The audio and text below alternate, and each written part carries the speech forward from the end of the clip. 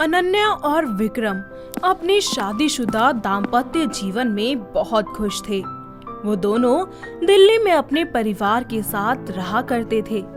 अनन्या के ससुराल में उसके ससुर विनोद और सास कलावती और विधवा ननंद मोहिनी रहा करते थे।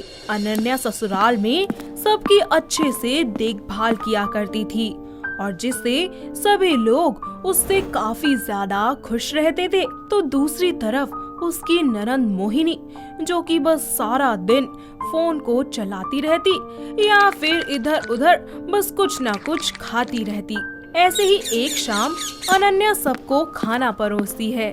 सभी खाना खा रहे होते हैं, तभी मोहिनी मुंह से खाना फेंक देती है और कहती है, भाभी ये सब क्या है?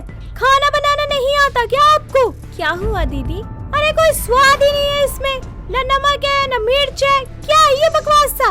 अरे तो खुद ही बना लेना, सारा दिन महारानी विक्टोरिया की तरह बस बैठी ही रहती है।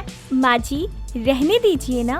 अरे खुद को तो कुछ आता नहीं और दूसरों को बोलने चलते हैं लोग। दीदी मैं आपके लिए जल्दी से कुछ और बना देती हूँ। अरे बहुत मेहरबानी। अरे बस इतनी मेहरबानी की जरूरत नहीं है अब। ऐसे ही एक सुबह जब पूरा घर एक साथ बैठकर नाश्ता कर रहा होता है, तभी कलावती कहती है, अरे सुनो सब लोग, मैं और तुम्हारे पापा कुछ दिनों के लिए तुम्हारी मौसी के यहाँ जा रहे हैं। माँ जी आप कब तक वापस आएंगी? बहू मुझे समय लग जाएगा, तुम सब अपना ध्यान रखना।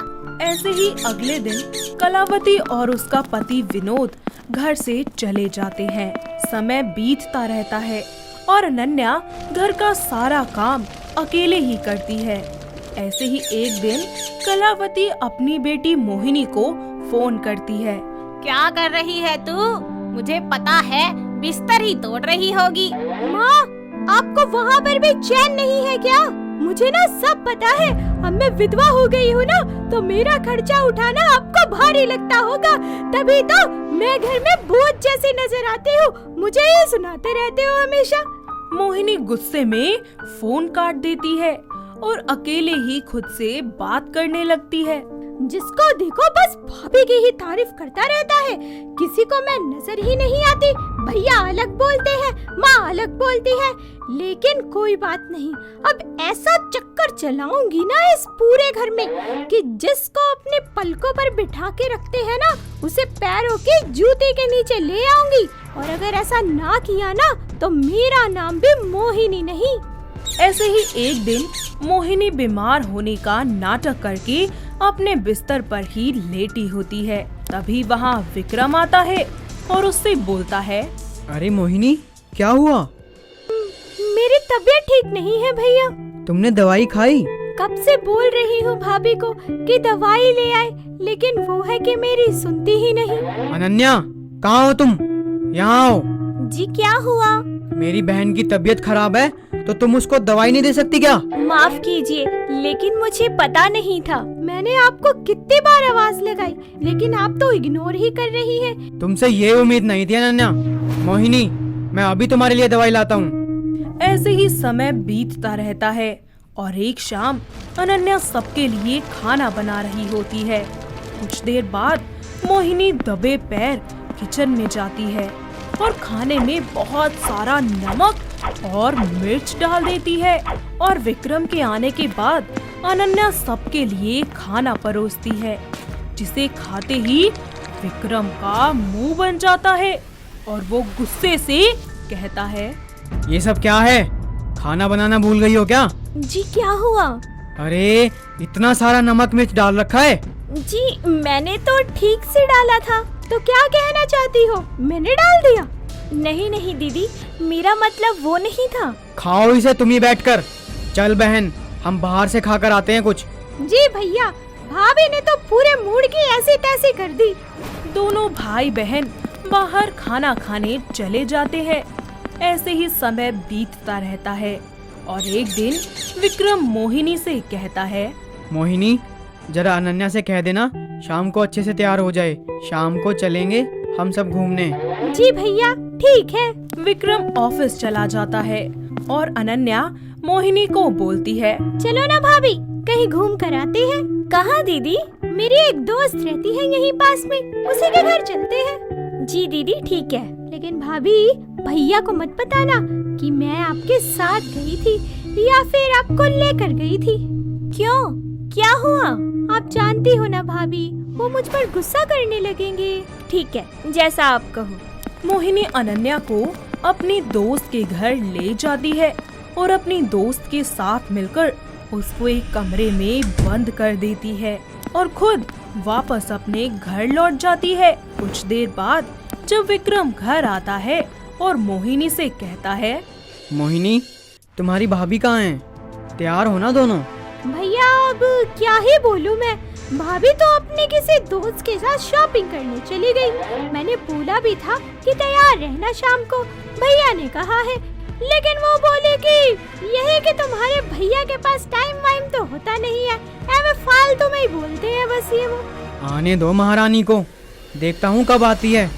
थोड़े ही समय बाद वहाँ अनन्या आती है। विक्रम अनन्या को देखकर गुस्से से आग बबूला हो जाता है और कहता है, कहाँ थी तुम अब तक? जी वो मैं पड़ोस में गई थी। अच्छा जी, मैंने तुमसे बोला था ना तैयार रहना, शाम को जाना है। वो जरूरी नहीं था मतलब? जी कब बोला आपने? अच्छा, अब झूठ भी बोलने लगी, वाह। भाभी मैंने आपसे बोला था ना कि भैया बोल के गए हैं कि शाम को तैयार रहना, घूमने जाएंगे। जी दीदी ने बोला था आपसे। इससे तो बात ही करनी बेकार है। इतना बोलकर विक्रम वहाँ से चला जाता है। ऐसे ही अगली सुबह अनन्या विक्रम को नाश्ता कराकर उसे ऑफिस भेज देती है और कुछ ही देर बाद अनन्या के घर पर एक पड़ोस की औरत गायत्री देवी आ जाती है और अनन्या उससे कहती है, नमस्ते आंटी जी, बहुत दिनों बाद आई, आइए बैठिए। रे बहू बाहर तय बहुत धूप से। ये लीजिए आंटी जी पानी। मोहिनी छुपकर दोनों की बातें सुन रही होती है। अरे तेरी सास नजर ना आ रही, कित गई वा? जी माँ जी कुछ दिनों के लिए अपनी बहन के यहाँ गई हैं। अच्छा, अनु बता, तेरी ननद ताई आड़े है ना?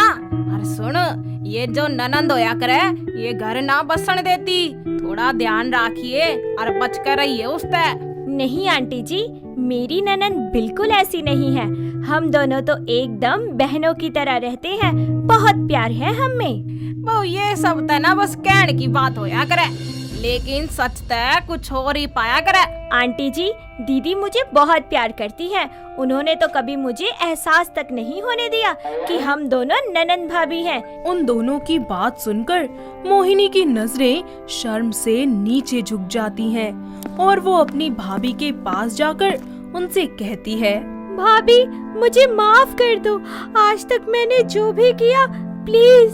दीदी मुझे सब पता है और मुझे आपसे कोई शिकायत नहीं है, जो हुआ उसे भूल जाइए।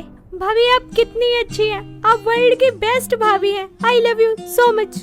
मोहिनी को अपनी गलती का एहसास हो जाता है और अब वो अपनी भाभी के साथ मिलकर घर के काम में हाथ बटाने लगती है और फिर दोनों ननंद भाभी खुशी खुशी एक दूसरे के साथ और बाकी घर वालों के साथ मिलकर रहना शुरू कर देती हैं। दोस्तों, अगर आपको ये कहानी पसंद आई तो इसे लाइक करें, शेयर करें और कमेंट करके बताएं कि कहानी में आपको सबसे अच्छा क्या लगा।